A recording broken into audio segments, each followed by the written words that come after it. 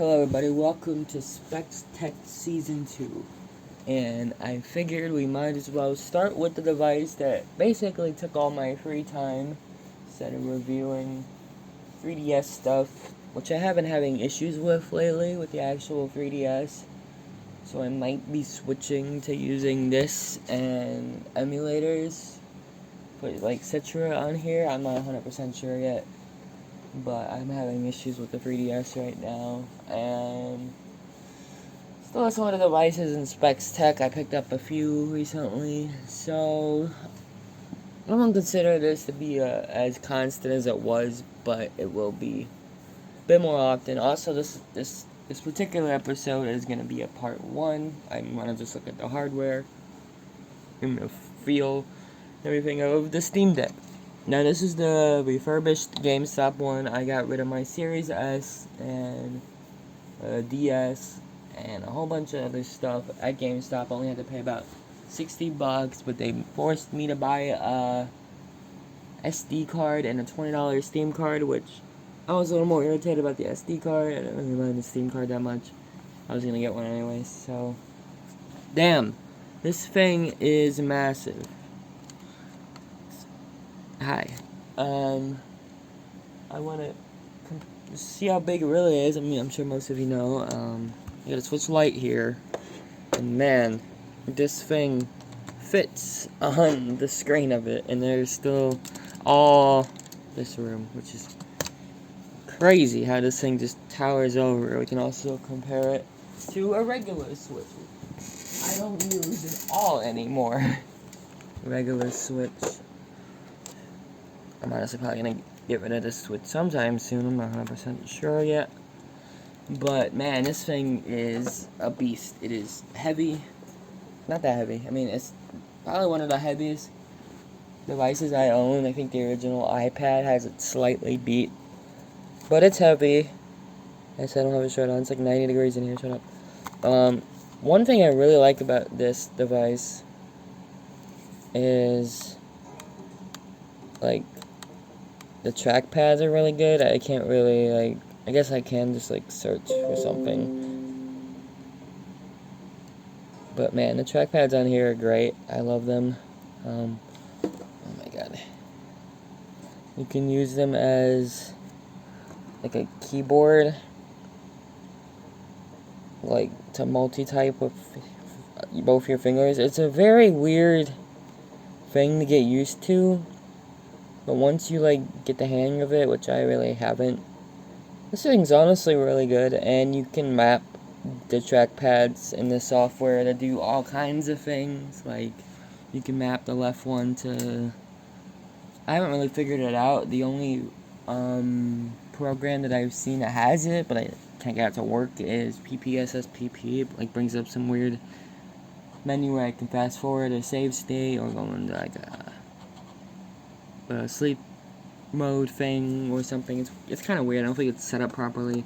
And the right trackpad is insanely useful for the mouse, because this thing, if you own a Steam Deck, you know that rolling this thing, it feels like you're rolling an old school mouse that has a little ball in it, really old school mouse like that. It's basically got a miniature version of the HD Rumble in both of the trackpads, and honestly, I really like it.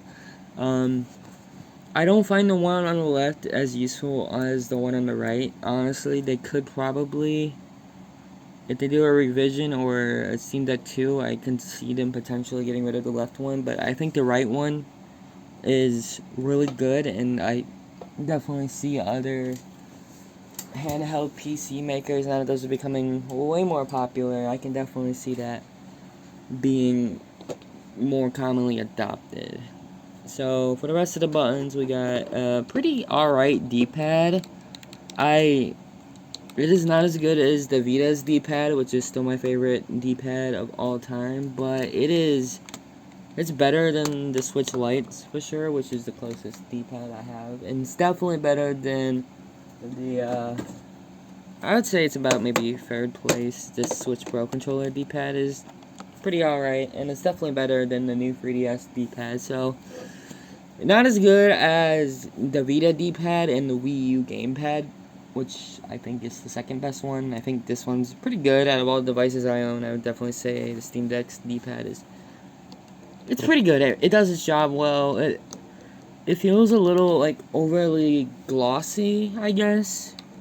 Like, I'm not the biggest fan of the material. The Switch Lite material feels a lot more comfortable. I can kind of like circle my finger a lot more around it than this easily. Like, I think the Switch Lite D-pad is a little bit more comfortable, but I like this one being a bit bigger and seems to have a bit more faster travel time. Not really too sure. The sticks, I'm not the biggest fan of, I won't lie. I really like the Switch Lite sticks because they really feel like you can have a pretty decent grip on them. They have an alright amount of travel, not the best. These definitely have more travel, but it just feels kind of slippery. Like, I feel like my finger's gonna slip off on it. I'm considering buying grips for them, honestly, because I really don't have much grip with these. Like, these are better than Joy-Cons, but man, not as good as a Xbox controller or even a PS4. Like, they're alright, they do the job. They both have L3, R3, and which is helpful for like Wii U or Switch games on here. Got ABXY. They're pretty average. The B button is definitely interesting for kind of being a little off-centered in the case, which is an interesting design compared to like the Switch Lite again. I am comparing it a lot to the Switch Lite because it is kind of like the device I own that like matches the Steam Deck the most, like just in ways it's set up and everything. And the top of the device is kind of lacking. I mean, for a handheld PC, I would expect a little bit more I/O. Like, this thing has as much I/O as that shitty Windows tablet we looked at a while ago. It only has one OTG port. This is basically the same level, which is weird. You got the power button, the USB-C thing, and two volume buttons in L1 and R1. Now, one good thing about the back of this device is there's analog triggers, which are going to help you a lot in shooting and racing games. And you could use them in Dolphin too, which is nice for like Mario Sunshine or power shielding in Melee if you're a fucking nerd like I am. But man, I really feel like this Steam Deck could have benefited from another USB-C port down here and one on the top. I know Switch Lite doesn't have that, neither does the regular Switch, but like, this is more of a PC. This is supposed to be more modular. I've already taken this thing apart and put a new SSD in it, and that definitely helps because this was 64 gig, but this thing could definitely use more I/O. You basically have to buy a dock. I went with the most popular third-party one on Amazon. I'm looking for it right now. I just had it a few minutes ago. I would like to show it off. So this is the dock I got. I'm sure most people have seen this one. It's the Nux one. This dock's pretty great. You plug it in with the Steam Deck charger into the back, and then this plug goes on top, and then you get HDMI out.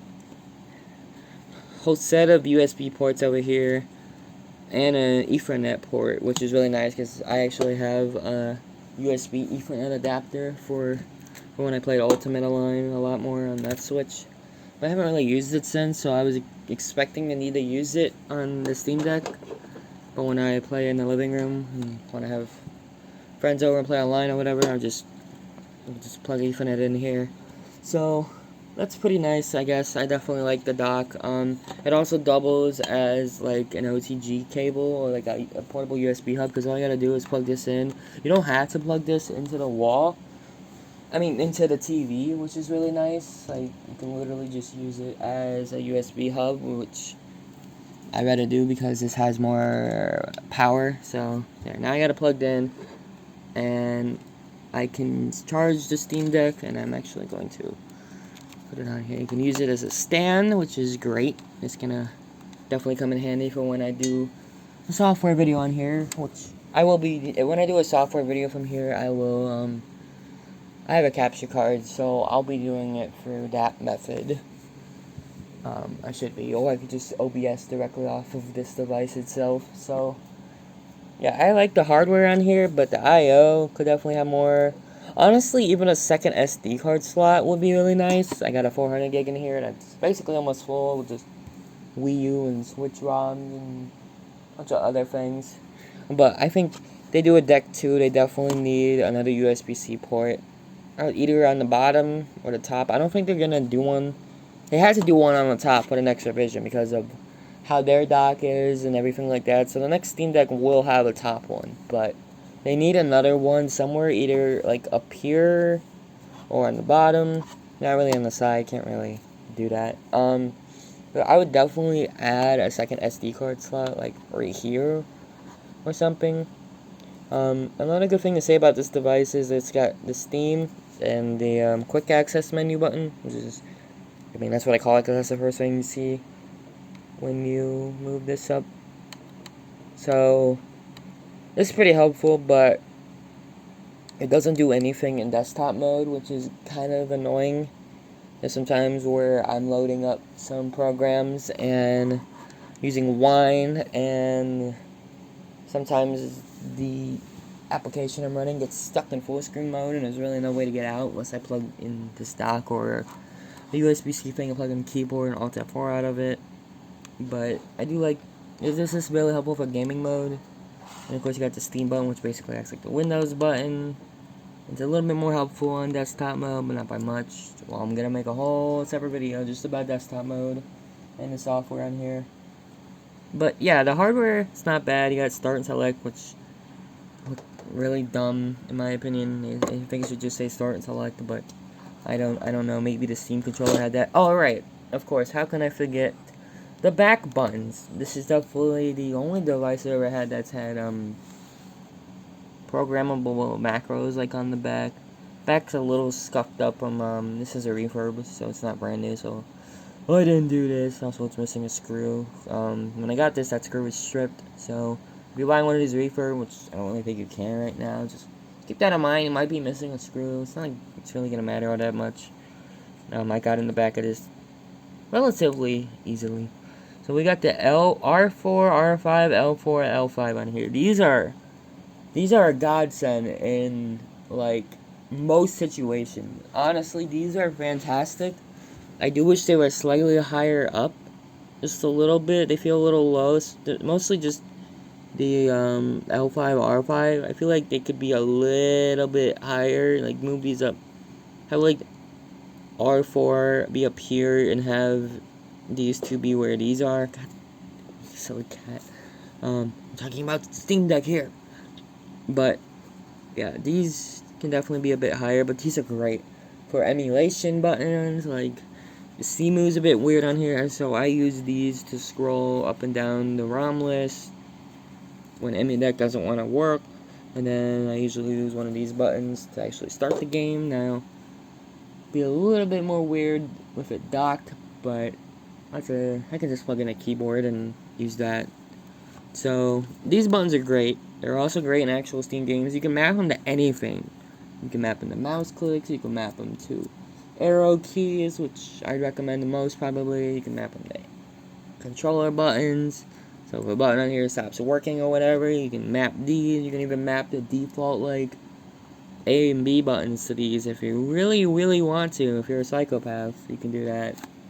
One thing on the back here is the fan. This gets pretty hot sometimes. Trying to run. I don't really have a whole bunch of crazy games on here. Like I'm not a Call of Duty or big AAA gamer. I don't play like every new Assassin's Creed or whatever. So this doesn't get too crazy, but sometimes emulating stuff it does get a little warm on the touch. It's mainly up on the vent, which also doubles as a vaping station. Because man, once you sniff that, you get addicted to it. It's a joke for legal reasons. And yeah, honestly, I find this thing pretty comfortable to hold. Like the back grips are really nice. It's got some butt cheeks to it. Way more comfortable. Like the original Switch is the least ergonomic system of all time that I've like ever held that's modern. Like, I'd say even the Game Boy Color has a better holding grip than this. Like, this sucks. The Switch Lite is a little bit better because it's got a little bit more of a curve on here, but still not ideal. Steam Deck does it right, and it's definitely a lot more comfortable. You can rest your fingers easily on the back buttons. Even if they do move them up, it'll still be really easy to get a good grip on them. But yeah, that's gonna do it for like the hardware side of the Steam Deck. If I had to rate this thing from my rating system, I'd give this thing like an A minus or like a 8 out of 10. It's pretty good, but it's clear to see what a revision or a second model of this can improve. I would definitely add more I/O, add another USB-C port, add another SD card slot. I think that'll be good enough. And maybe either make this into like a smaller circular pad like some of the original Steam Deck prototypes had. I think that could work too. Have one circle one, have the square one, because honestly this one, like I said earlier in the video, this one being like a mouse is, I love it. It's honestly kind of genius, I'm not gonna lie. The Steam controller had that shit correct all those years ago. Like, honestly, it's great, because using the right stick as a mouse, it flies across the screen. I know you can adjust it, but even on like the lowest sensitivity, it flies across the screen. So the trackpad for more accurate precision and being able to use R2 as the mouse is great. I really do like the right trackpad. It's a lot more useful than I thought it would be when I got this thing. But yeah, this will definitely not be the end of Steam Deck coverage. I might even do a little like 3DS World similar thing where I review random Steam games in my library. I think that could be a fun little thing. So we'll see. So yeah, thank you for watching.